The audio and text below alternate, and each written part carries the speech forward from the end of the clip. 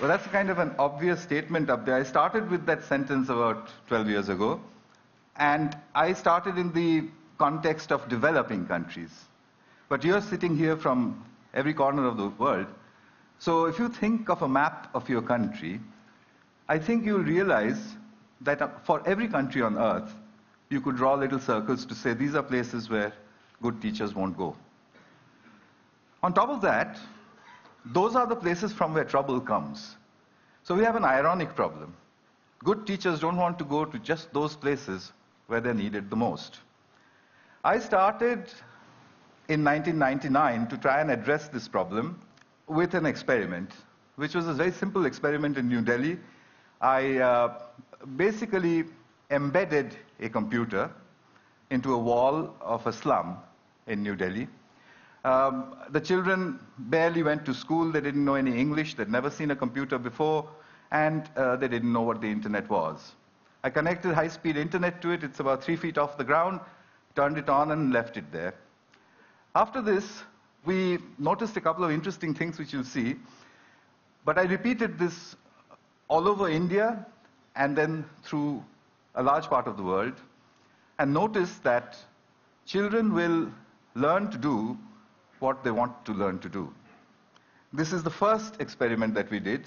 8-year-old boy on your right, teaching his student, a 6-year-old girl, and he was teaching her how to browse. This boy here in the middle of central India, this is in a Rajasthan village where the children recorded their own music and then played it back to each other. And in the process, they enjoyed themselves thoroughly. They did all of this in 4 hours after seeing the computer for the first time. In another South Indian village, these boys here had assembled a video camera and were trying to take the photograph of a bumblebee. They had downloaded it from Disney.com or one of these websites 14 days after putting the computer in their village. So at the end of it, we concluded that groups of children can learn to use computers and the internet on their own, irrespective of who or where they were. At that point, I became a little more ambitious and decided to see what else could children do with a computer. We started off with an experiment in Hyderabad, India, where I gave a group of children, they spoke English with a very strong Telugu accent. I gave them a computer with a speech-to-text interface, which you now get free with Windows, and asked them to speak into it. So when they spoke into it, the computer typed out gibberish. So they said, oh, it doesn't understand anything of what we are saying. So I said, yeah, I'll leave it here for 2 months. Make yourself understood to the computer. So the children said, how do we do that? And I said, well, I don't know, actually. And and I left.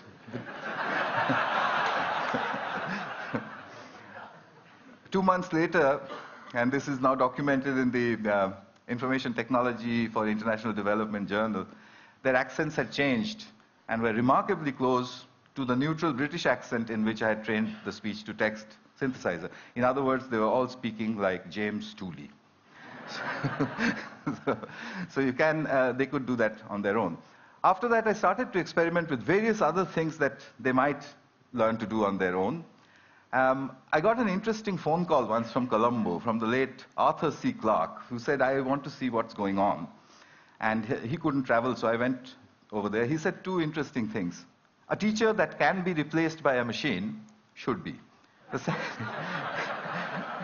The second thing he said was that if children have interest, then education happens. And I was doing that in the field, so every time I would watch it and think of him. Possible, and they can undoubtedly help people, because the children very quickly learn to navigate the web and find things which interest them. And when you've got interest, then you have education. I took the experiment to South Africa.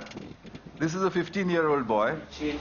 This machine, I play games like animals, and I listen to music. And I asked him, do you send emails? And he said yes, and they hop across the ocean. This is in Cambodia, rural Cambodia. a fairly silly arithmetic game, which no child would play inside the classroom or at home. They would, throw it back at you. They'd say, this is very boring. If you leave it on the pavement, and if all the adults go away, then they will show off with each other about what they can do, which is what these children are doing. They're trying to multiply, I think. And all over India, at the end of about 2 years, children were beginning to Google their homework. As a result, the teachers reported tremendous improvements in their English. Rapid improvement in all sorts of things. They said they've become really deep thinkers and so on and so forth. And indeed they had. I mean, if there's stuff on Google, why would you need to stuff it into your head? So at the end of the next 4 years, I decided that groups of children can navigate the internet to achieve educational objectives on their own. At that time, a large amount of money had come into Newcastle University to improve schooling in India. So Newcastle gave me a call. I said, I'll do it from Delhi. They said, there's no way you're going to handle £1 million worth of university money sitting in Delhi. So in 2006, I bought myself a heavy overcoat and moved to Newcastle. I wanted to test the limits of this system. The first experiment I did out of Newcastle was actually done in India, and I set myself an impossible target. Can Tamil-speaking 12-year-old children in a South Indian village teach themselves biotechnology in English on their own? And I thought, I'll test them, they'll get a 0, I'll give them material, I'll come back and test them, they'll get another 0, I'll go back and say, yes, we need teachers for certain things. I called in 26 children, they all came in there, I told them, look, there's some really difficult stuff on this computer. I wouldn't be surprised if you didn't understand anything. It's all in English, and I'm going. So I left them with it. I came back after 2 months, and the 26 children marched in looking very, very quiet. I said, well, did you look at any of the stuff? They said, yes, we did. Did you understand anything? No, nothing. So I said, well, how long did you practice on it before you decided that you understood nothing? They said, we look at it every day. So I said, for 2 months you were looking at stuff you didn't understand. So a 12-year-old girl raises her hand and says, literally, apart from the fact that improper replication of the DNA molecule causes genetic disease, we've understood nothing else.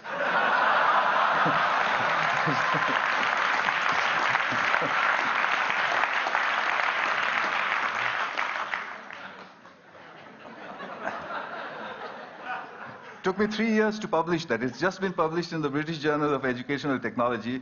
One of the referees who refereed the paper said, it's too good to be true, which was not very nice. Well, one of the girls had taught herself to become the teacher, and that's her over there.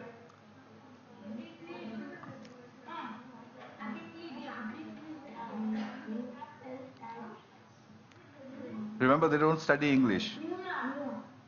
Where is it? Where is it? Neuron?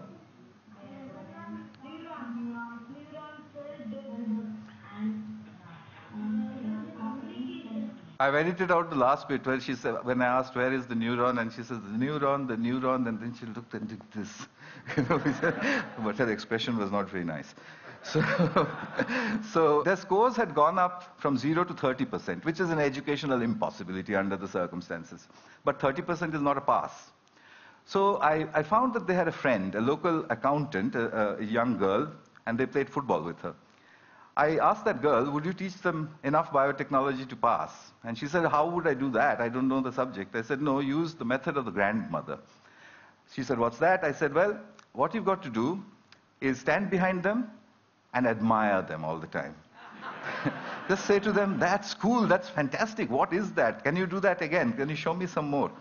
She did that for 2 months. The scores went up to 50, which is what the posh schools of New Delhi with a trained biotechnology teacher were getting.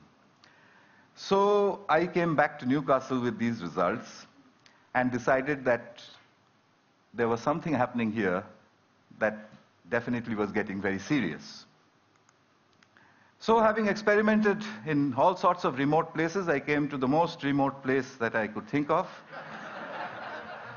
Across the River Tyne, 5,000 miles from Delhi, is the little town of Gateshead. In Gateshead, I took 32 children, and I started to fine-tune a method.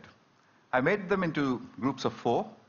I said, you make your own groups of 4. Each group of 4 can use 1 computer and not 4 computers. Remember, from the hole in the wall. You can exchange groups. You can walk across to another group if you don't like your group, etc. You can go to another group, peer over their shoulders, see what they're doing, come back to your own group and claim it as your own work. And I explained to them that a lot of scientific research is done using that method.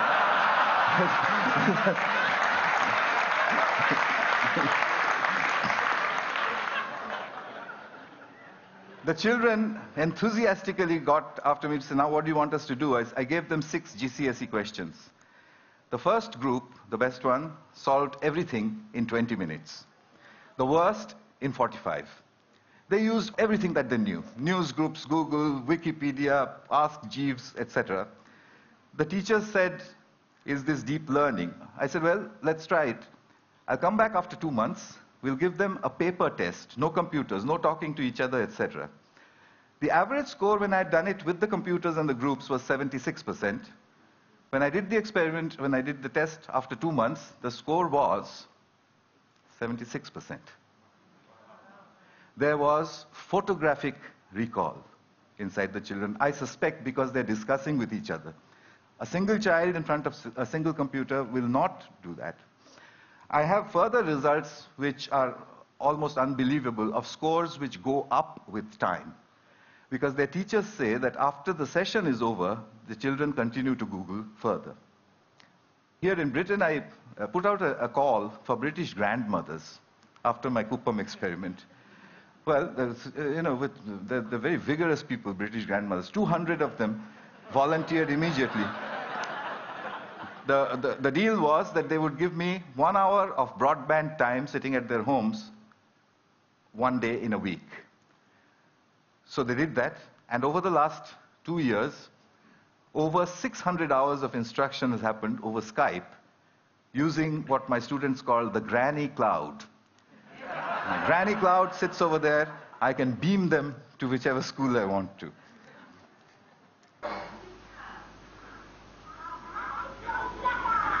You can't catch me. You say it. You can't catch me. I'm the gingerbread man. Well done. Very good. So we get power of the supreme. Back in Gateshead, a 10-year-old girl gets into the heart of Hinduism in 15 minutes. Stuff which I don't know anything about. 2 children watch a TED Talk. They wanted to be footballers before. After watching 8 TED Talks, he wants to become Leonardo da Vinci.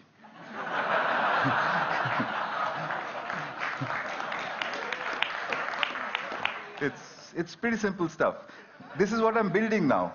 They're called souls, self-organized learning environments. The furniture is designed so that children can sit in front of big, powerful screens, big broadband connections, but in groups. If they want, they can call the granny cloud. This is a soul in Newcastle. The mediator is from Pune, India. So how far can we go? One last little bit and I'll stop. I went to Turin in May. I sent all the teachers away from a group of 10-year-old students. I speak only English, they speak only Italian. So we had no way to communicate. I started writing English questions on the blackboard. The children looked at it and said, what? I said, well, do it. They typed it into Google, translated it into Italian, went back into Italian Google. 15 minutes later,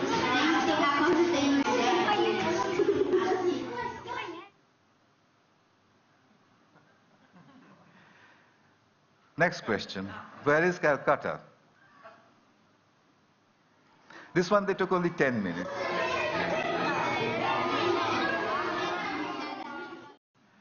I tried a really hard one then. Who was Pythagoras and what did he do? There was silence for a while. Then they said, "You've spelled it wrong. It's Pitagora."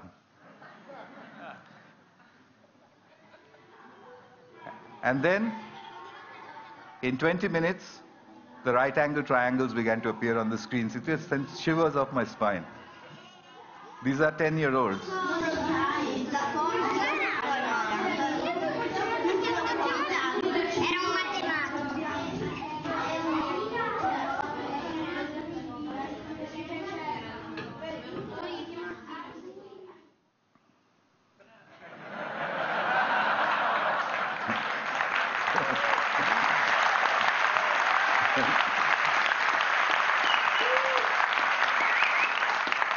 So you know what's happened?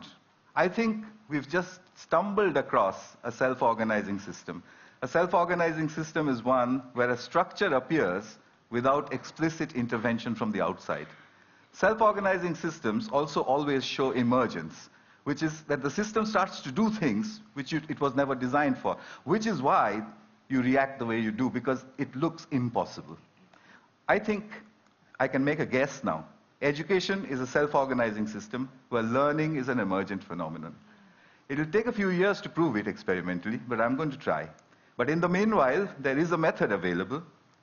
1 billion children, we need 100 million mediators, there are many more than that on the planet, 10 million souls, $180 billion, and 10 years. We could change everything. Thanks. Thank you. Thank you.